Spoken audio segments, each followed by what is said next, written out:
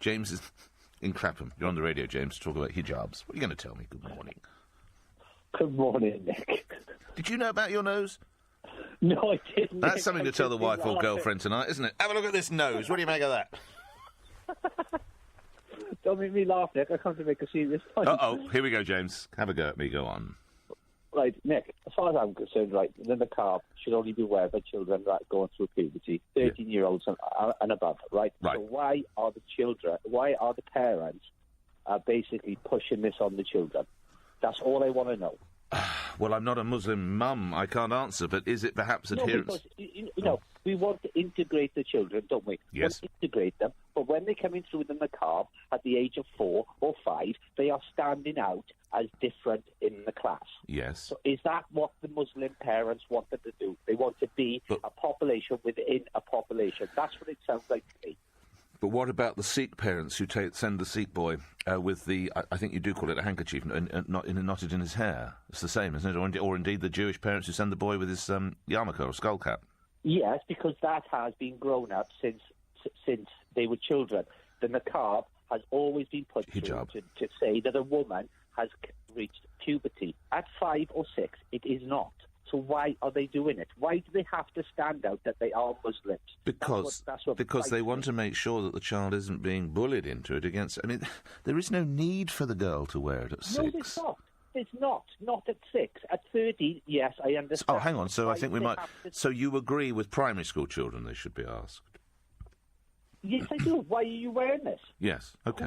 Who is telling you to put this on? So you agree... I just want to clarify. You agree with it, yes? I agree with Ofsted asking them why when right. they wear them at when they're 6. OK, stay on the line. Stay on the line, please, James, because I think Ali in Slough does not. Ali, you're on the radio. You don't agree with what Ofsted are doing?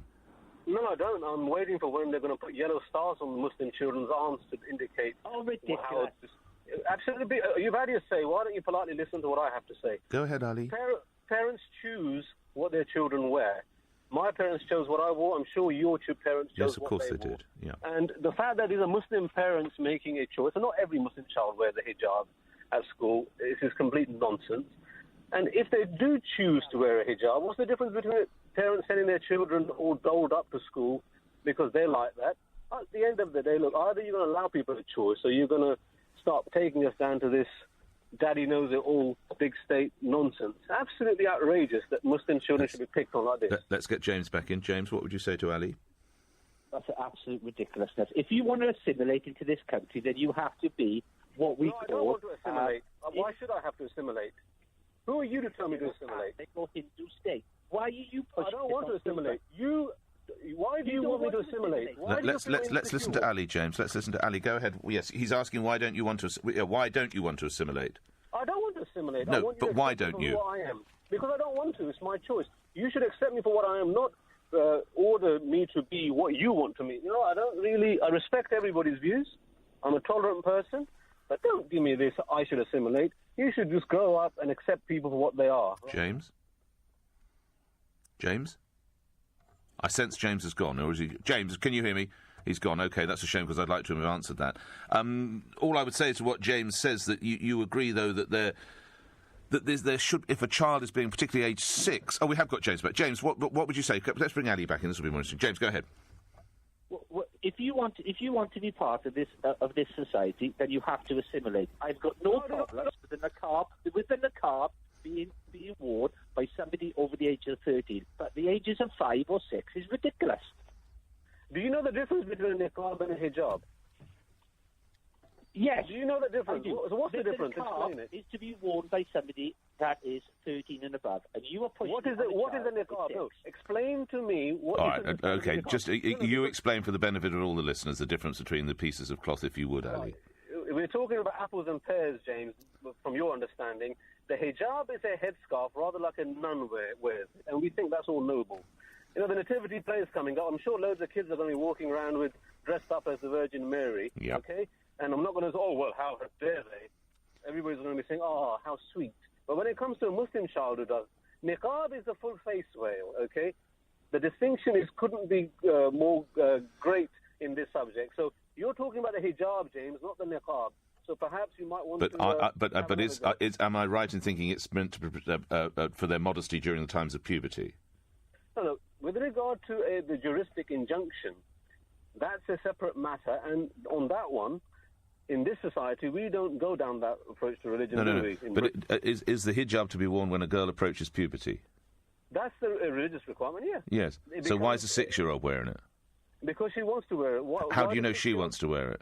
Why can't we just ask and make sure? Why can't we just ask and make sure? Well, hold on a second. What business is it of yours to ask? Because if she's being forced to wear it against her, if she's being forced to wear it against her will, that surely would be of concern. No, it's not. It's not illegal. No. Hang on. Who's brought legality into it? If a young girl of 6 is being forced to wear a hijab against her will, surely that is a concern. Are you going to ask the same question to Jewish kids that wear the skull cap, the Sikh kids that go to school with their turbans on, and so on? Are you going to do the same thing? How outrageous a point is that? Well, some would say they see this as a form of a tool of dominance by men over women, the hijab. Some would say that. Rubbish. No, well, some people know. Forcing women to wear mini skirts and advertising their bodies and flaunting. Oh, come on, Nick. I don't think anyone... Here we go. James, hello? Here we go. I didn't wait long for that, did I?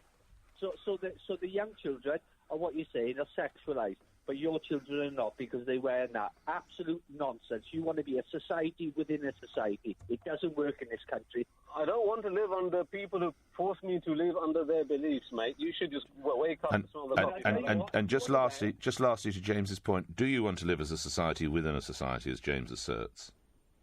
What absolute trash and rubbish is that? Of course I don't. Right. Well, why won't you assimilate then, some would say?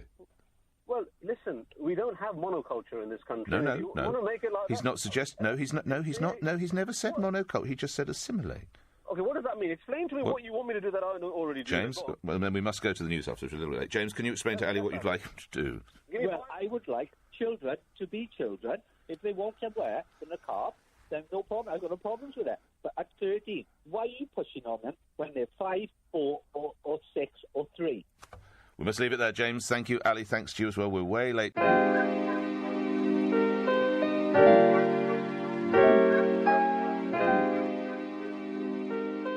Okay, so on the children wearing the hijabs, this is very simple.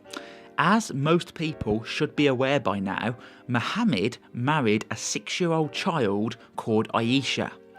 And because Islam is based on what Muhammad did, his sunnah, the way of Muhammad, they know even now in the 21st century it is acceptable for a creepy middle-aged Muslim man to marry their daughter. They can say nothing against it because the Muslim man can say, well, Muhammad did it, so I can, and that's it. And the only weapon they have, or the only defence they have against that happening, is to make their child less attractive. And that involves putting on a hijab. Bingo! It's so straightforward.